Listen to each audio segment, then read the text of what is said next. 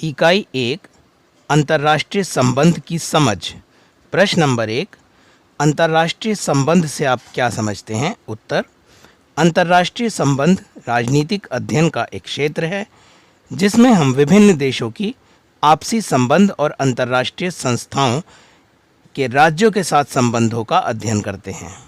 ये राज्यों और देशों के व्यवहार, उनके मध्य सहयोग, असहयोग, अंतर्राष्ट्रीय संबंधों की भूमिका और कार्य का भी अध्ययन करता है।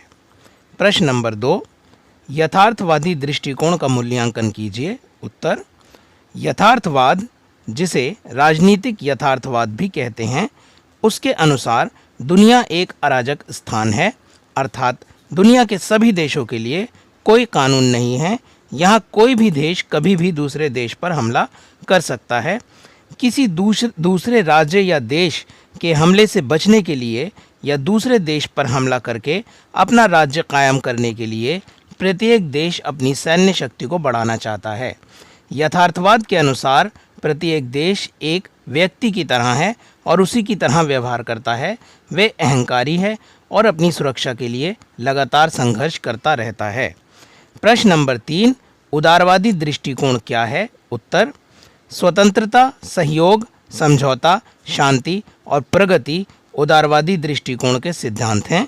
उदारवाद का मानना है कि सहयोग और समझौते के माध्यम से समाज के संघर्षों को हल किया जा सकता है।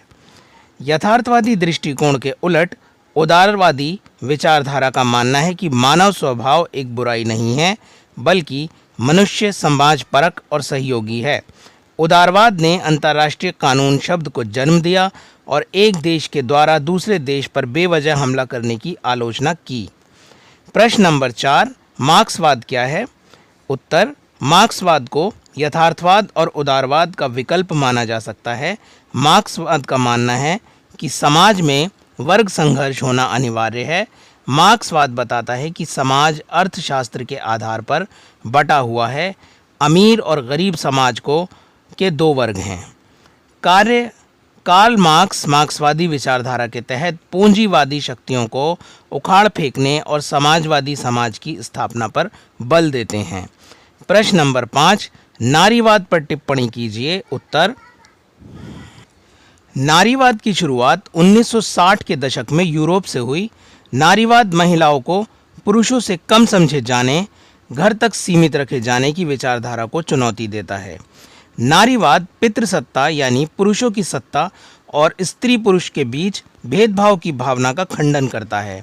नारीवाद कहता है कि प्रकृति ने स्त्री पुरुष में अंतर किया है, लेकिन समाज ने जेंडर की अवधारणा देकर स्त्री और पुरुष के बीच ऊंच नीच की दीवार खड़ी की है, जिसे तोड़ा जाना जरूरी है।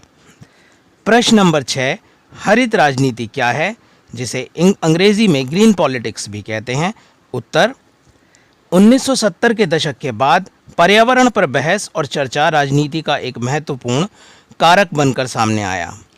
बेकाबू आबादी और निरंतर विकास के कारण पर्यावरण पर इसका बुरा असर पड़ने लगा।